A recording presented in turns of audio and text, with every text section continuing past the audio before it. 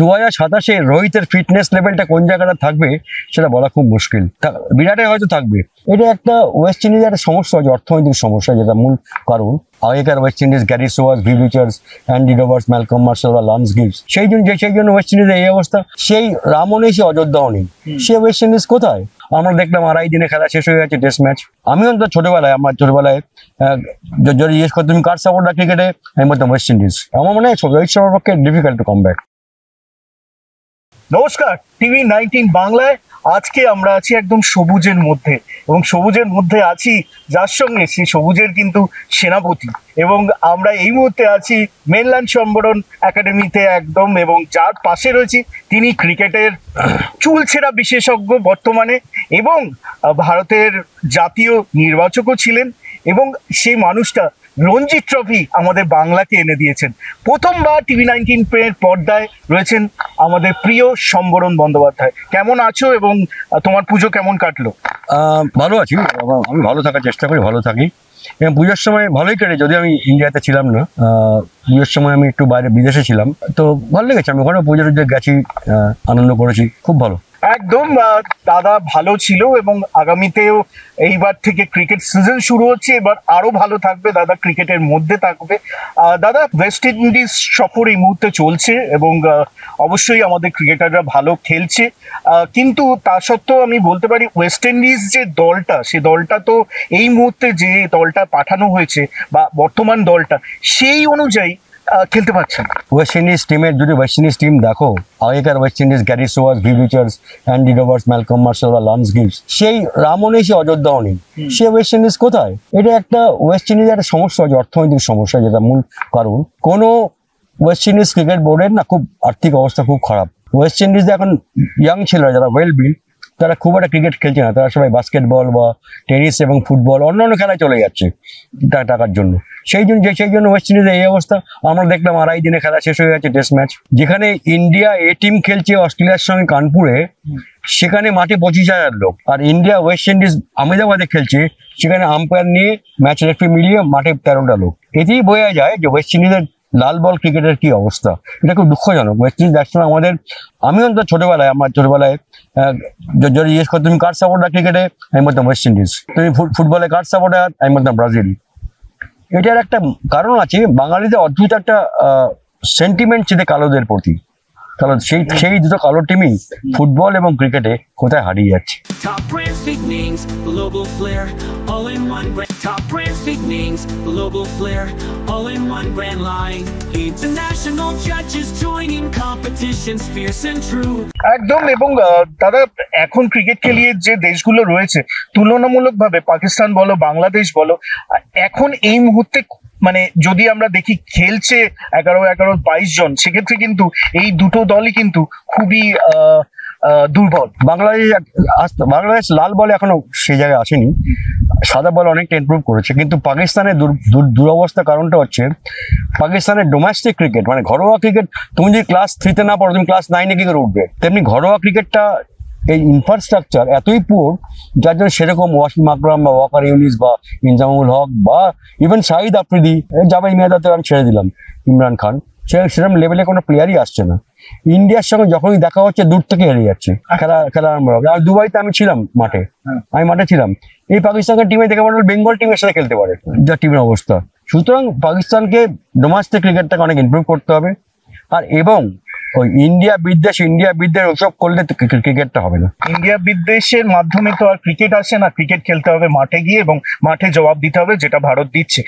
বর্তমানে আমাদের সব ফরম্যাটে নির্বাচকরা ঠিক করেছে একজনই ক্যাপ্টেন রাখবে, বা সূর্যকুমারকে T20 ক্যাপ্টেন রাখবে। কিন্তু দাদা একটা ফরম্যাট, যেটা ফরম্যাটে অলরেডি রোহিত শর্মা বহুদিন ধরে আমাদেরকে ট্রফি এনে দিয়েছে, আমাদের যে পরিসংখ্যান, তুমিও অনেক জায়গায় যে পরিসংখ্যান দিয়েছো, সেখানেও কিন্তু রোহিত শর্মার ট্র্যাক রেকর্ড কিন্তু ভীষণ ভালো। এরকম ভাবে মানে একজন ক্রিকেটারকে বসিয়ে দেওয়া বা জুনিয়রের আন্ডারে ক্যাপ্টেন্সি, যে ক্যাপ্টেন যে শুভমন গিল, তার আন্ডারে করানো, এটা এত তাড়াতাড়ি কি ঠিক হয়েছে? এটা আমি 300 ভাগ একমত উইথ দ্য সিলেক্টার্স। এটাই ঠিক। কেন বলছি আমি, রোহিত শর্মার as a player, as a captain পারফরমেন্সে কোনো জবাব নেই। আনবিলিভেবল। T20 জিতেছে, ওয়ার্ল্ড কাপ জিতেছে, এই ওডিআই জিতেছে, কিন্তু থামতে জানা একটা আর্ট আমি মনে করি। কেন শুভমানকে করা হচ্ছে, Shubman is the future player. 2027 আমাদের ওয়ার্ল্ড কাপ, 2027 রোহিতের ফিটনেস লেভেলটা কোন জায়গাটা থাকবে সেটা বলা খুব মুশকিল।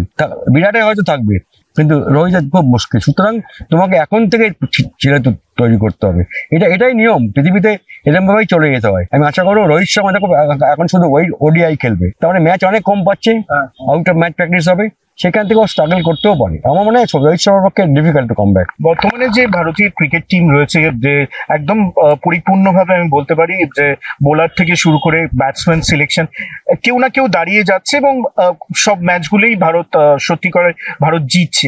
কিন্তু তাও আমার যতদূর মনে হচ্ছে বুমরাকে বাদ দিলে বাকি বোলার যে সেকশনটা এখনো কিছুটা দরকার। না, Siraj is doing very well, Siraj is doing very well. একটাই জায়গা আমার লেগে মোহাম্মদ শামি। কেন মোহাম্মদ শামি বলছি আমি, তবে সাবজেক্ট টু ফিটনেস। আমি এই মুহূর্তে আমি দেখবো বেঙ্গলের 15 তারিখ খেলা আছে, শামি খেলছে, শামির ফিটনেস লেভেলটা কোন জায়গাটা আছে সেটা তো বোর্ডের ফিজিওরা বলতে পারবে। হ্যাঁ, আরেকটা জায়গা হচ্ছে সঞ্জু স্যামসন। আমার মনে হয় সঞ্জু স্যামসনকে টিমে রাখা উচিত ছিল। যাই হোক, সেটা ifs and buts. Indian team পেসারটা ঠিক আছে, ভালো আছে।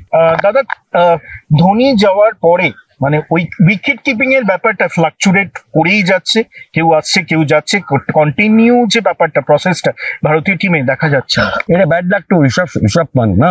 ঋষভ পন্থ ইনজোর হয়ে যাওয়ার পর তারপরে রিপ্লেসমেন্টে যে খেললো, হি গট এ 100, ভালো কিপিং করেছে। সঞ্জু স্যামসন ভালো করছে, ঈশান কিষান আছে, অনেক ছেলেই আছে। সুতরাং তোমার জায়গা যদি একবার চলে যায় ইনজুরির জন্য, এখন যা কম্পিটিশন, তোমার টিকে থাকা খুব মুশকিল, খুব ডিফিকাল্ট হয়।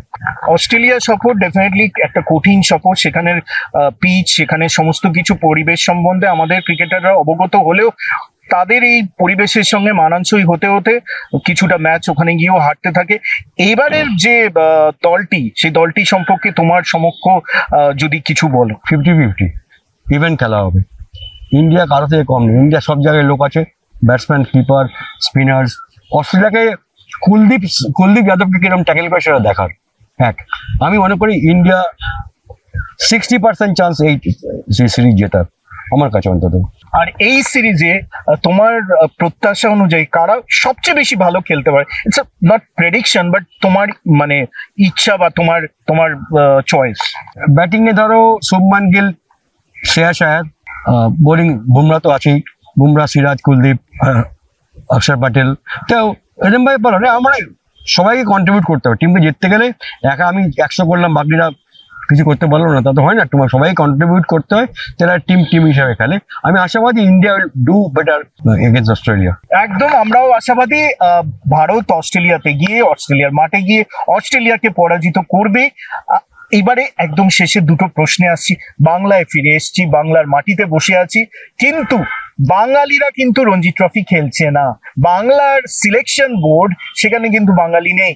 সেই যে ব্যথাটা, সেটা নিয়ে তুমি কি বল? আমি তো আগেই বললাম না, বেঙ্গল ড্রেসিং রুমে বাংলায় কথা হয় না, এটা খুব দুঃখের, যেটা বম্বে বা ব্যাঙ্গালোর টিম ভাবতে পারবে না। আমরা আরো নিয়ম কারণ ঠিক আরো টাইট করে আরো নিয়ম করতে পারলে সব বাংলায় কথা বলে, বা son of the soil, not in Bangla, son of the soil, তারা ফিরে আসবে।